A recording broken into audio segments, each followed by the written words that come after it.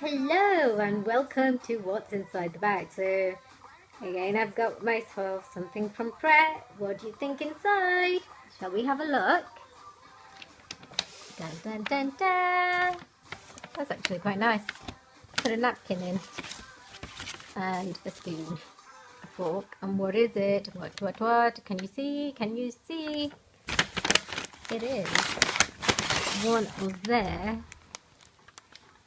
much tasty treats. So they make this in-house. It's tomato, pesto, mozzarella, avocado, fishball zucchini.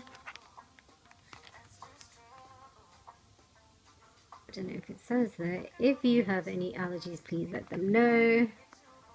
Allergies, I think that's because somebody got hurt at some point. They make this all in-house. But this is one of the vegetarian healthy dishes, and I'll let you know how it tastes. Thanks for watching, like, subscribe, and hopefully see you soon.